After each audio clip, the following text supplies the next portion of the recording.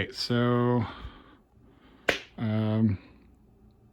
good day today. We made Greg's Go Mini, and that went really well. And I finished the Falcon with some time I had. So got the peg in the wing. That was the last thing. Got it programmed up and balanced. Came out exactly like I wanted. So sweet. All up weight, 241 grams on the nose with a 64 millimeter CG, which is the consensus is that's a pretty good place for this plane. If you put the replace the nylon bolts in the tail with the steel ones that came with the plane, it pushes it back to 65 millimeters, which will be good for dawn or dusk flying. Really calm air, I think. Let me fly it at 64. If I think it needs a pinch of weight in the nose to bring it up to 63 or 63 and a half, that'll be easy to do. But this came out awesome with zero nose weight, which is always the name of the game. That's always the goal. So mission accomplished. Pretty straightforward. I really took my time with this thing because I wanted it to be nothing's ever perfect, but I wanted this beautiful airplane to be set up as perfect as I could possibly do it. And it's pretty close. All the normal stuff, Beeline. I took some cues from the guys on the Falcon thread on RC Group. So thank all of you for your info over the last couple of years. You've been flying and building these, so that helped me a lot, as always. I ended up running the Beeline for the elevator on the outside. At first, I put it on the inside, and I had some snags, some stiction. That's never good. Easiest way to eliminate that is to run it down the outside. It's really close to the boom though, so no drag going on there, I don't think. I used my own L-bend springs, like as always. I ditched the ones that came with the kit and bent my own out of .020 music wire, as I always do. Took another cue from the guys on the thread and made a hook for the vertical, so it could come loose if need be. Let's see. I opted for solid floating push rods rather than the 0.8 millimeter wire that came with the kit. It's got KST A08s all the way around. Maybe a little overkill for the tail, but you know what? This is fine.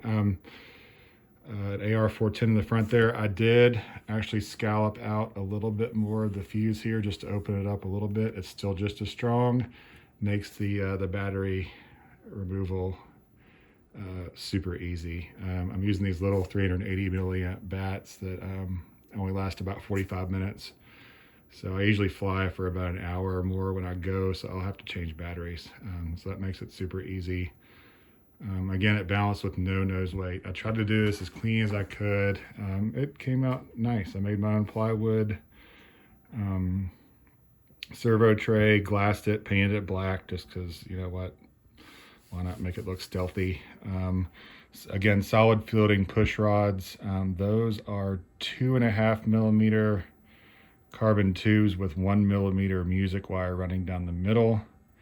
They're glued together with Gorilla Glue, so that took up the little tiny void in there. They're crazy solid. It lined up perfect, which was not super easy to do, but the horns went in well. I used Mickey's method of a blob of JWB weld there to give it a little bit more purchase on the horn, and it turns out you can't really, well, maybe you can see it. There is a bushing in there, which is made from 18 gauge hypodermic needle. 1 millimeter music wire is actually a little bit less than a millimeter in practice. It's like 0.92 millimeters. That happens to line up perfect with a 18 gauge hypodermic needle. So nice thing is they've got a little bushing in there now. Won't wear out, won't round out over time. It's literally about as perfect a fit as you can get. There's no play. We do not want any slop in a machine this perfect. It just deserves the very best. This plane, this is the most beautiful sailplane I've ever owned. by a lot. It's really nice. I put a regular peg in the end. A lot of guys go for the T-pegs. I understand that. I have big hands. I like these. This one Oleg sent me is really great, actually. It feels awesome. There's a carbon patch top and bottom. I added a hard point in there. It's pretty significant. And that's about as solid as I can make that thing. So hopefully it'll hold up. Normal programming, nothing special there. Things I always do. Normal elevator and rudder. Speed mode. Speed mode's flat as prescribed by the build guide. This is a Synergy 2 foil and a flat, like a ruler on the bottom flat is your speed mode. Cruise is the airfoil as it should be, which is about 2 millimeters down. So you're flying a Synergy 2 as it needs to be on paper, and then thermal is another 2 millimeters down for me. And I don't think this airfoil or this plane needs any more camber than that. It's meant to fly a little faster anyway. I'll probably leave it in cruise. I imagine probably 90% of the time or more. Plenty of landing flaps, 30 millimeters as prescribed. The normal mix, of course, 5-point curve down to 30%, which is usually about right. I did add a little bit of snap flaps just on the up pull. There's about 1.5 millimeters of camber drop on the up pull.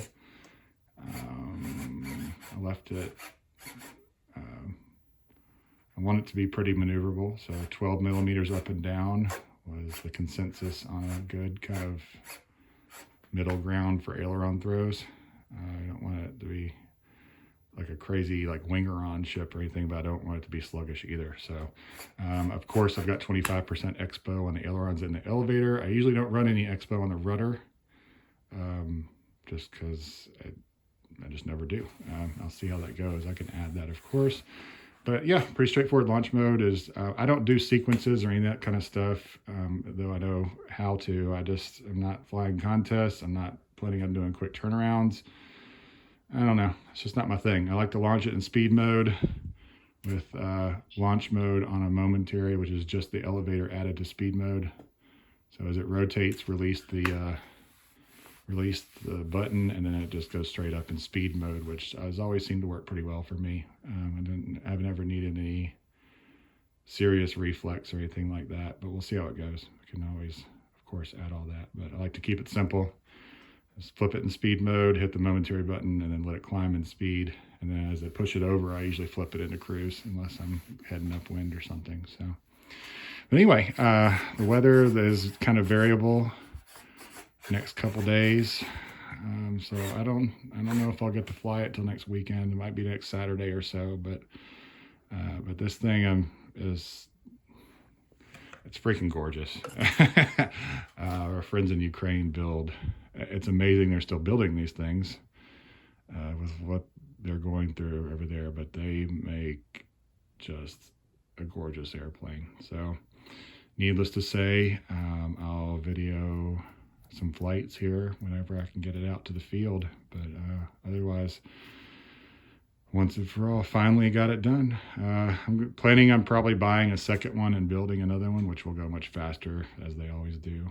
But in the meantime, though, yeah, pretty awesome.